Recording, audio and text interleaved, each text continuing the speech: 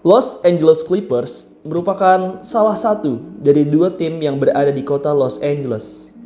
Meskipun satu kota, tapi pada awal musim, kedua tim ini memiliki nasib yang jauh berbeda.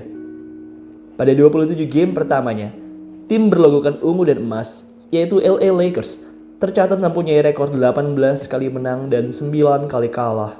Di sisi lain, adiknya, LA Clippers, di 27 game pertamanya punya rekor yang amat buruk, yaitu 6 kali menang dan 21 kali kalah.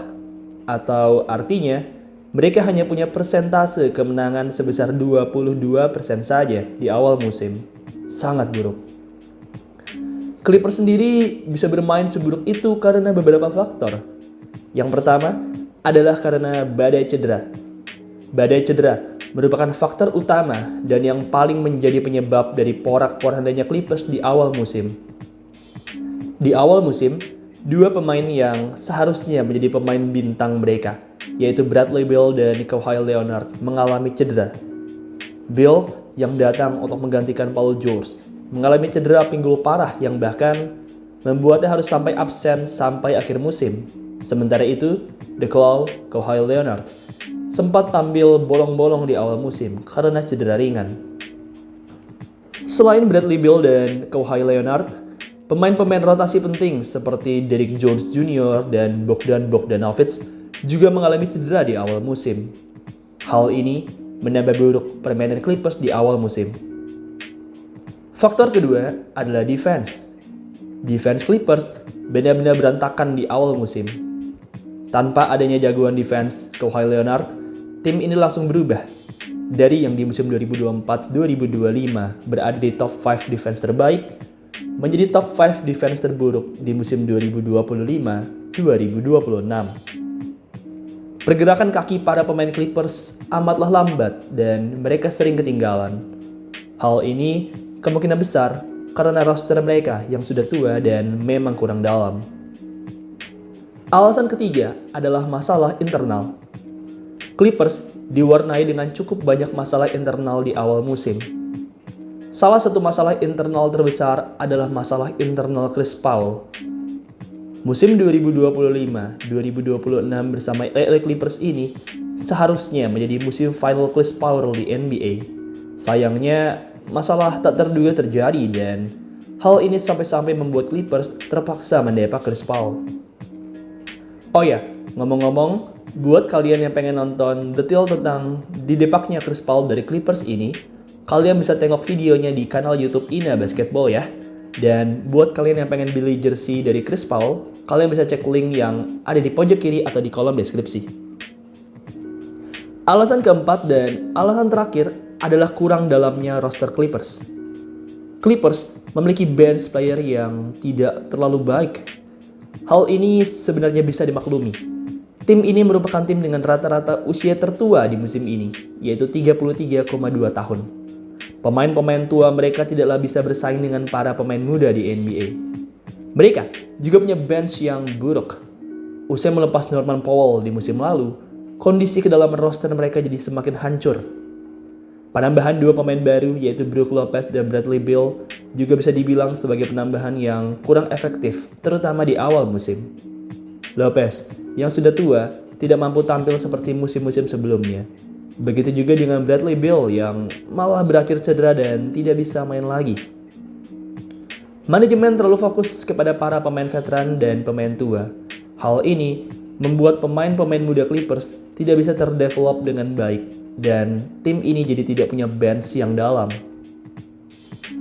Kondisi Clippers yang buruk di awal musim benar-benar membuat sedih para fans.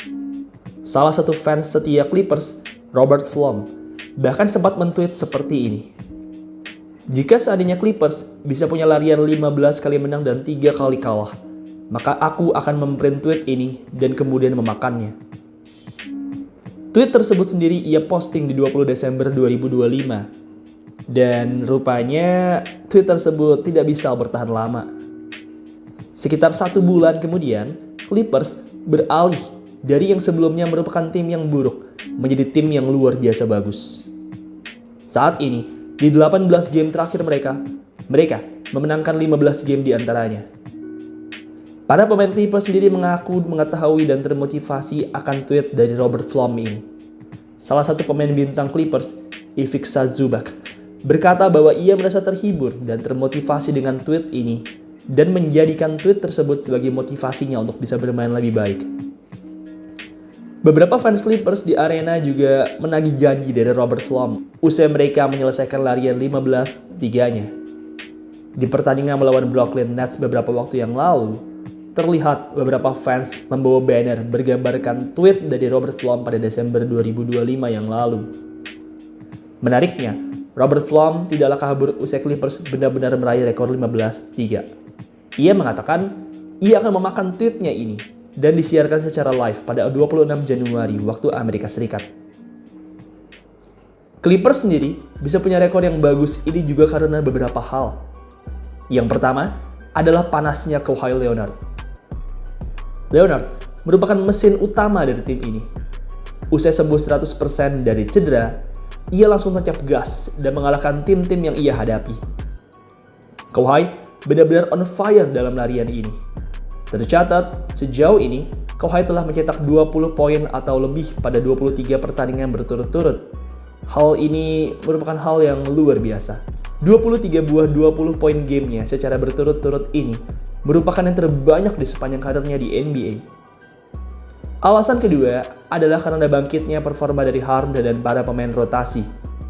Harden berhasil menjadi pemain yang lebih baik di 18 game terakhir ini. Playmaking-nya semakin baik dan operan-operannya membuat para pemain rotasi Clippers jadi makin subur. Harden sendiri sejauh ini mencatatkan 8,1 assist per game di musim 2025-2026. Menjadikannya sebagai pemimpin di Clippers dalam assist. Di sisi lain, pemain-pemain lain seperti Brook Lopez, John Collins, dan Ivica Zubac juga tampil semakin baik. Hal ini membuat Clippers sebagai sebuah kesatuan tim jadi makin solid dan makin berkembang. Hal lain yang menjadi faktor dalam rekor positif ini juga adalah pertahanan tim yang membaik. Usai mengawali musim dengan pertahanan yang buruk, di beberapa game belakangan ini, mereka melakukan pembenahan dan berkat pola defense dari asisten coach Jeff Van Gundy, tim ini kini menjadi lebih baik dalam bertahan. Terakhir adalah karena faktor menang kandang. Di 18 game terakhir mereka ini, mereka bermain di kandang mereka, yaitu Intuit Dome. Bermain di kandang sendiri, di mana kita bermain di lapangan sehari-hari dan bisa bertemu para fans merupakan nilai positif yang masif dalam dunia NBA. Jadwal mereka di kandang mereka di beberapa game belakangan ini jelas sangat-sangatlah membantu mereka dalam meraih tren positif ini. Clippers saat ini memang masih bertengger di posisi ke-10 klasemen sementara wilayah barat. Meski begitu, melihat tren positif ini, bukannya tidak mungkin tim ini bisa merangkak ke posisi 9, 8, atau bahkan posisi 7. Jika mereka bisa terus melanjutkan kemenangan mereka, maka mereka bisa saja meraih posisi dan berakhir lebih baik. Baiklah, demikian video pada hari ini.